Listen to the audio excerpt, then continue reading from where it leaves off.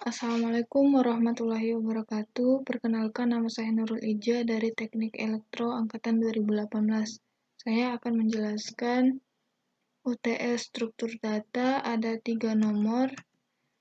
Dan yang pertama, soal gambarkan rangkaian not untuk proses enskripsi di atas dalam double linked list. Dan 2, buatlah programnya.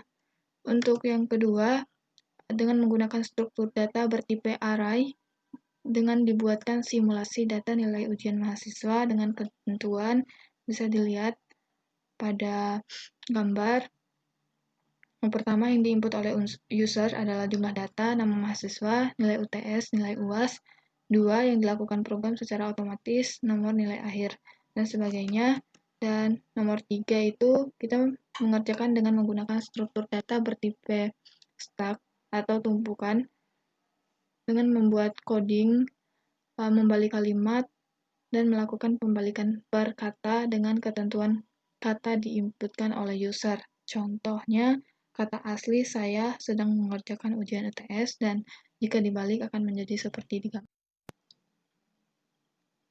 Langsung saja saya akan membahas soal nomor 1. Berdasarkan perintah soal nomor 1, disuruh menggambarkan not-not pada double linked list, dan di sini bisa dilihat pada gambar saya telah menggambarkannya dengan node 1, node 2, node 3, node 4, node 5, dan node 6. Karena pada inputan data sebelumnya terdapat 6 karakter huruf, dan di sini saya menggambarkan 6 node.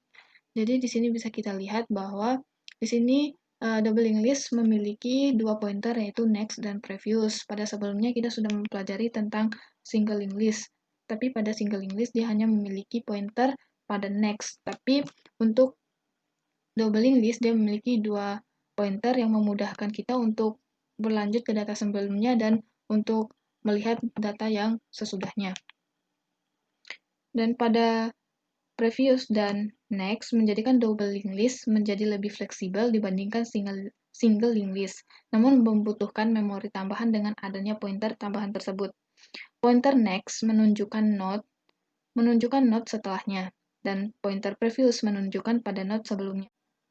Setiap node pada linked list mempunyai file yang berisi data dan pointer ke node berikutnya. Bisa dilihat pada gambar A, S, D, F, G, H ini merupakan data dari double linked list. Untuk pembentukan node baru, mulanya pointer next dan previous akan menunjukkan ke nilai 0, selanjutnya pointer previous akan menunjukkan ke node sebelumnya, dan pointer next akan menunjukkan ke node selanjutnya pada list. Dan bisa dilihat pada kenapa di sini ada 3 gambar. Di sini kita diperintahkan dari soal untuk membuat enskripsi dari karakter-karakter ini, dan yang pertama yang ini adalah enskripsi data sebelum dilakukannya proses penambahan. Jadi di sini yang terakhir ini adalah kenapa dia berpindah menjadi FGH, karena dari perintah soal untuk memindahkan 3 bagian dari enskripsi data untuk dipindahkan 3 ke depannya. Jadi inilah hasil akhir dari node-node yang saling berhubungan dengan menggunakan enskripsi data yang telah diprogram.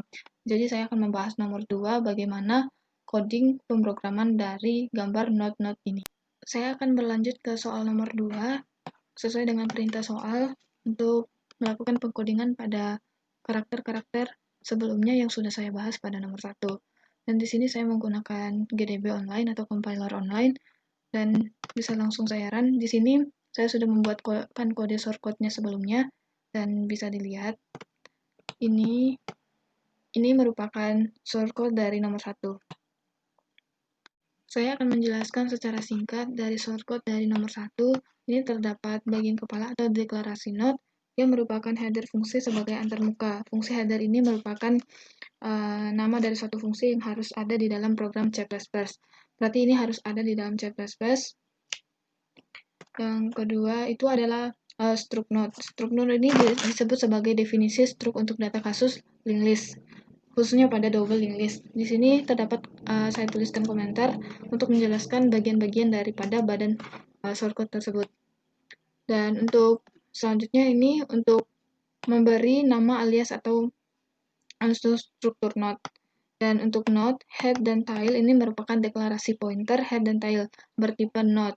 Karena pada double linked list sebelumnya kita membahas tentang dua pointer, yaitu next dan previous. Jadi dia memiliki node head, kepala, atau ujung. Ini ada tile. Dan untuk selanjutnya kita menambahkan fungsi node dalam linked list. Nah, ini bisa kita lihat shortcut-nya. Dan di sini ada bagian kedua, yaitu void transverse. Fungsi untuk menampilkan semua data dalam linked list. Pada saat kita masuk ke running, dia akan menjalankan tugasnya untuk menampilkan apa yang memang diperintahkan dalam shortcut. Yang ketiga itu adalah fungsi untuk melakukan enskripsi data. Ini yang saya bahas sebelumnya, kenapa data pada karakter huruf sebelumnya bisa berubah menjadi 3 langkah lebih depan dari sebelum di enskripsi. Dan ini adalah perintah-perintahnya, bisa dilihat. Untuk menghemat waktu, saya langsung saja. Saya memiliki beberapa kendala langsung saja kita merunningnya. Dan di sini kita masukkan karakter sesuai dengan perintahkan. Di sini ada A, S, D, F, G, H. Bisa dilihat di sini bahwa runningnya berhasil, tetapi memiliki beberapa kendala. Karena seharusnya data ini seharusnya berada di tengah, data sesudah dienskripsi, ini ke tengah sini untuk menandakan bahwa dia telah dienskripsi atau data sesudah dienskripsi. Selanjutnya, saya akan membahas soal UTS nomor 2. Dengan menggunakan struktur data bertipe array, buatlah program untuk simulasi data nilai ujian mahasiswa dengan ketentuan sebagai berikut. Di sini, saya sudah membuat dengan compiler online. Inilah shortcut-nya nomor 2.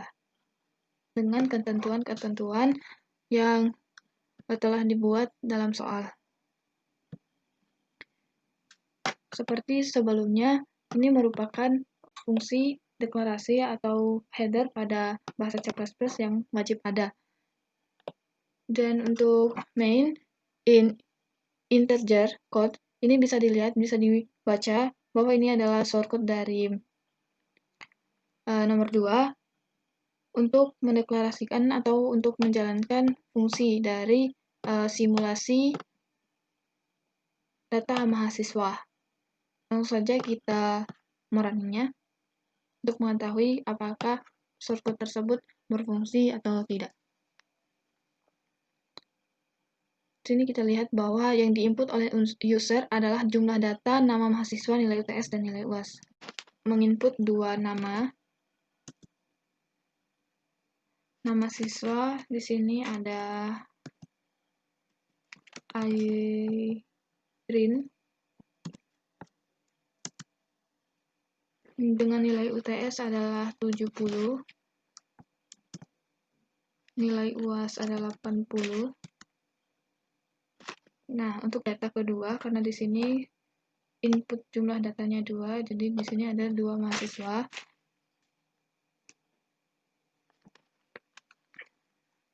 Nama mahasiswa Nurul ya. Nurul. Nilai UTS adalah 78. Nilai UAS adalah 90. Nah, di sini sesuai dengan apa yang diminta oleh soal, bahwa kita mensimulasikan data mahasiswa dari nilai UTS dan nilai UAS. Dan di sini adalah hasilnya. Simulasi nilai mahasiswa Airin 70, 80, 76. Nilai akhirnya adalah 76. Untuk Nurul, nilainya 78, 90 dengan nilai akhir 85,2. Yang terakhir, saya akan membahas soal nomor 3 dari UTS struktur data dengan menggunakan struktur data bertipe stack atau tumpukan. Di soal disuruh untuk membuat program simulasi membalikkan kalimat dengan melakukan pembalikan per kata. Dengan ketentuan kata diinputkan oleh user. Dengan kata asli, saya sedang mengerjakan ujian UTS. Dan di sini saya sudah, seperti biasa, saya menggunakan compiler online untuk melakukan penginputan shortcode. Dan di sini saya sudah mengetiknya pada